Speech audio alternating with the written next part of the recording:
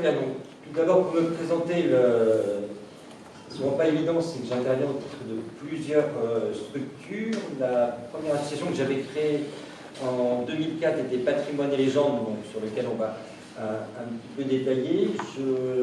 Au travers de cette association et d'un collectif d'artistes, j'étais partenaire de Culture du Cœur depuis 2011. Et en 2014, j'ai été recontacté par Culture du Cœur pour développer des projets sur la thématique du patrimoine dans le cadre de l'appel à projet dont Mathilde a parlé, appropriation du patrimoine par les jeunes d'abord, puis valorisation du patrimoine nigérien et maintenant patrimoine pour tous de la région. Et là, la demande de Culture du Cœur était de dire qu'est-ce qu'on peut faire sur la thématique du patrimoine pour nos publics. La petite nouveauté, c'est qu'à la fin de l'année, finalement, j'ai été embauché par Culture du Cœur, donc on était en 2014, pour développer un autre dispositif qui est l'accompagnement des artistes bénéficiaires du RSA, à l'époque en Sarthe et en Mayenne. Maintenant, c'est un dispositif qui ne se fait plus qu'en Sarthe, mais qui comprenait 5 personnes en accompagnement par an. Aujourd'hui, on est à entre 60 et 90 personnes. Donc, c'était une grosse action et qui a du sens aussi par rapport au projet, puisqu'au travers de tous les projets de découverte du patrimoine, on essaye de faire travailler ces artistes en voie de professionnalisation. Donc, il y a une synergie un petit peu complète sur ce côté-là, mais ça qui est mon activité professionnelle sur Culture du Cœur. Et on a décidé donc, depuis 2014, de monter une plateforme commune qui s'appelait Anjoumen, puisqu'à l'époque, Culture du Cœur travaillait avec une association donc, départementale. Avait changé pour devenir Culture du Cœur Maine, et puis commence à se développer en Maine-et-Loire. Maintenant, on est Culture du Cœur Pays de la Loire. Le format de cet appel à projet régional était un peu normalisateur dans ses premières versions, c'est-à-dire qu'il fallait absolument un groupe de 8 jeunes engagés pendant 8 jours minimum.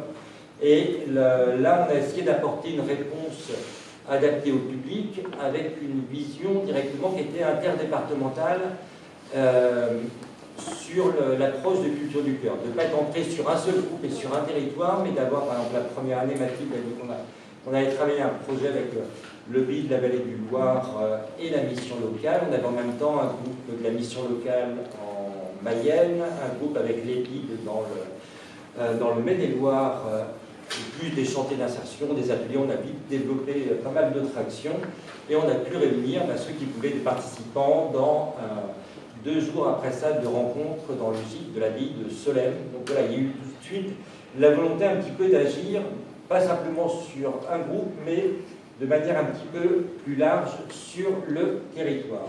Anjoumen, c'est devenu en fait une plateforme presque d'ingénierie de projet, c'est-à-dire que ça sert à la fois pour les projets développés ou créés en interne par Culture du Cœur, mais c'est aussi une plateforme qui s'est mise à disposition des partenaires. Par exemple, on y reviendra, la mission locale a voulu développer ses propres réponses sur des projets.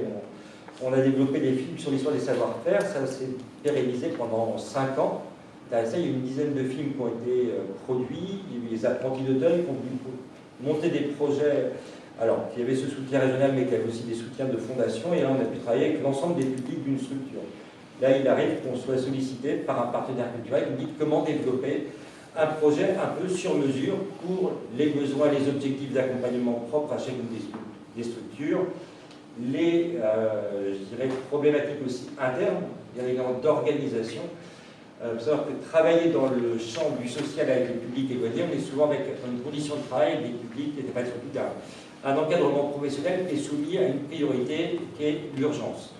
Donc des fois en anticipant un projet 2 ans avant, on se rend compte qu'arrivé au projet, tout est chamboulé, les travailleurs sont en arrêt maladie, les publics c'est plus les mêmes, les dispositifs de financement ont changé et qu'il faut remanier le projet. Donc c'est aussi beaucoup de souplesse dans l'organisation, mais ça ne nous a pas empêché de faire des choses. Alors, je vais passer très vite sur les projets, puisque depuis 2015, vous en avez certains qui sont détaillés dans leur panneau là présenté. Donc il y a eu des projets multimédia. On avait une approche très historique.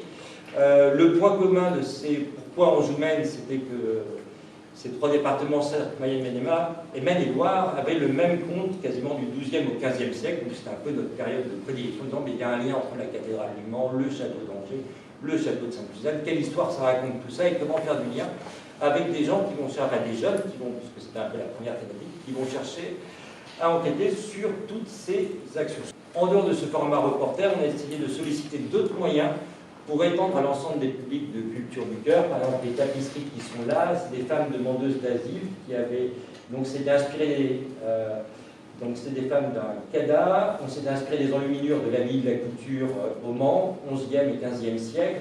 Ça avait permis d'aller les voir, les découvrir dans la collection de la médiathèque du Mans, et ensuite de venir faire des ateliers pour libérer la parole, et surtout en allant dans la médiathèque, ça devenait un outil pour elles dans leur apprentissage du français, en se disant je m'approprie ce lieu où je peux venir ensuite avec mes enfants. Donc il y avait tout un travail par rapport à l'accompagnement des CADA sur le fait que ces femmes un petit peu isolées puissent parler et échanger entre elles, et puis ensuite on avait pu l'exposer dans la ville de la culture, donc la préfecture maintenant, ce qui faisait un petit peu un retour de ces enluminures à leur place d'origine. Donc voilà le type d'atelier, mais on a très vite décliné ça en atelier multimédia, atelier artistique, plus patrimoine, ou atelier nature. L'idée toujours aussi, c'est que derrière un projet qui est mené, il en reste quelque chose, soit de réutilisable, soit qu'on va pouvoir présenter et qui va être valorisant pour les publics avec lesquels on travaille. Ça, c'est le point, pour moi, le plus crucial quasiment. C'est qu'est-ce que ça apporte à la personne qui participe, comment elle est fière d'elle dans ce qu'elle a réalisé, et comment là, on change quelque chose un petit peu. Et ça, je crois que c'est un point commun pour les jeunes dans l'insertion sociale, professionnelle, pour les publics en situation de handicap. C'est de se dire, j'ai pas droit, c'est pas pour moi, c'est un peu en dehors de mon contexte, donc d'essayer de trouver. Des fois, on a des projets qui sont un petit peu haut de gamme, on dit, mais ils n'ont pas fait tout seuls, non. On a des artistes, on a des intervenants pour le faire, mais on essaye de faire en sorte qu'on aille faire des belles choses. Là, la jeune qui avait dessiné cette Maï Plantagenet, alors elle l'a décalqué, hein, elle a utilisé une technique, elle n'avait jamais dessiné de sa vie. Et quand elle voit le résultat, elle était plutôt fière d'elle, et ça déclenche quelque chose. Sur les projets multimédia, on a des gens qui ne savent pas lire, qui apprennent à parler, donc on essaie de trouver une place pour, vous verrez dans l'exposition, il y a des marionnettes qu'on servi pour la ferme pédagogique de l'Envol. On a essayé de décliner au fil du temps aussi les publics. Hein. On est parti de chantier d'insertion, de l'insertion avec les missions locales, EPI, d'école de la seconde chance ou groupe de jeunes. On est passé au public en situation de handicap avec des projets en ESAT, section annexe pour les publics qui sont un petit peu plus éloignés, faire un pédagogique de l'Envol. On a essayé d'aller un peu plus en amont, on a travaillé en IME, beaucoup aussi des marionnettes, des œuvres avec une artiste textile. Donc là, on était sur 2 semaines de projet. Ceux qui le pouvaient ont pu lire et faire les voix. Il y a un petit film d'animation sur le bestiaire médiéval, donc était là sur le renard et le loup d'après les fables d'Ésope, et qui a été un peu le lancement aussi de cette thématique du bestiaire sur lequel on va revenir. Il a cette section annexe Le Mans Métropole pour le Bois Joli. Là, on a travaillé avec tous les ateliers de l'ESAT, qui a eu une dizaine d'ateliers, hein, construction, œuvres artistiques, plessage, landart, valorisation de tous les métiers.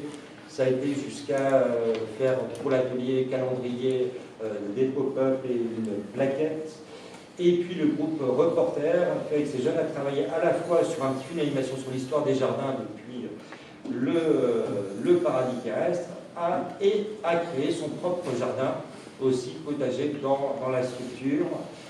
Ensuite, ça c'est les projets de mission locale, donc c'était les premiers films d'animation sur l'histoire des savoir-faire. Vous voyez, on a eu 10 volets différents qu'on trouve sur des chaînes dédiées sur YouTube. En général, tout ce qu'on réalise est sur un site internet anjoumen.com. Et puis, l'attrait un petit peu du multimédia, ça a donné l'envie à la mission locale d'aller un petit peu plus loin. On a mis en place pendant 4 ans aussi pour eux un site qui s'appelle sarthéloire.com avec 23 artistes intervenants, La Flèche, Château du Loir et Sablé, qui ont fait des films sur des lieux de patrimoine, des visites virtuelles, des artisans d'art, des lieux culturels ou des entreprises qui recrutaient. L'idée, c'est aussi ça, on avait aussi un partenariat avec la Fondation Orange et puis la Directe pour le financement. Donc il y a une vingtaine de projets qui ont été menés sur 3 ans. Là, c'était les projets pour les apprentis d'Auteuil, donc la diversité des services. Ça va d'enfants placés aux jeunes mineurs isolés, à l'internat de prévention, à un service famille. Donc là, on a adapté par service avec chacune des équipes. Ça, la création, on a continué sur le bestiaire en faisant un jeu des 7 familles, inspiré de tous les animaux de la cathédrale et du Vieux-Mans ou des musées. Et puis ça c'est un projet qui s'est suivi sur 3 ans. Ça a donné lieu aussi à un petit film d'animation sur la légende de Mélusine. Là, vous avez certaines des toiles qui ont été dans les ateliers de couture. On a fait derrière ça un livret sur la forteresse de Ballon qui était partenaire. Vous verrez à l'extérieur aussi, il y a eu tous les blasons, une tapisserie faite sur, qui représentait le château de Ballon et puis tous ses seigneurs. Donc là, c'était plus le travail des mineurs isolés et qui ont travaillé aussi, si vous voyez une photo de 360, sur la visite virtuelle du Vieux-Mans, puisque l'aboutissement de ce projet avec eux, ça a été de faire, illustré par tous les enfants de la MEC, donc la maison d'accueil, un parcours et un livret qu'on utilise maintenant avec les scolaires. Il y a eu 200 enfants des salons qui ont participé l'année dernière à ça. On a toujours, et c'est un support de médiation qui est bien récurrent, qu'on a pu décliner cette année, l'année dernière déjà en faisant la visite virtuelle à Laval, et cette année avec l'école de la seconde chance, on faisait le livret pour accompagner la visite sur Laval. Et puis tous les ans, il y a une exposition en fait, qui prend en charge à la fois, que vous avez en partie dehors, les projets, comme je disais, portés par Culture du Cœur ou les autres partenaires, et essayer de rendre ça, de faire s'enrichir au fil des ans. Donc là, c'était l'affiche pour une exposition à l'université. Donc je te disais, il y a eu la préfecture, il y a eu le château d'Angers, des fois c'est chez nos partenaires sociaux. Donc voilà, on fait tourner l'exposition à qui veut la recevoir. Petite question, on a vu la plupart de vos actions pédagogiques sont quand même orientées vers le patrimoine médiéval et l'époque médiévale. Que la période, on va dire, contemporaine, est-ce que c'est un parti pris, quand on a vu, c'est lié aussi, comme vous l'avez dit, aux périodes de construction de la cathédrale, etc. Donc c'est valable pour tous les projets, justement, jusqu'en 2019, où c'était un peu la thématique centrale qu'on avait mis. Ce côté, on mettait au départ même dans les appels à projets, regard croisé sur l'histoire commune des provinces d'Anjou et du Maine du XIe et XVe siècle. On était dans une ligne assez précise pour essayer d'y trouver du sens au départ. Maintenant, dans les actions, ça c'est beaucoup plus ouvert. Quand on a travaillé par exemple sur l'histoire des jardins, on est à toute époque. Là, je vais peut-être vous montrer, si on a le temps, le petit film sur vous avez deux des mascottes, là, le lion et la licorne, sur lequel on a travaillé. On est plutôt sur l'histoire antique d'ailleurs de ce film. Quand je dis nos mascottes, puisque ça a été fait par les deux groupes des 2 dernières années à l'école de la seconde chance. Voilà, animé qu'on fait là dans notre local dans le cadre des ateliers multimédia.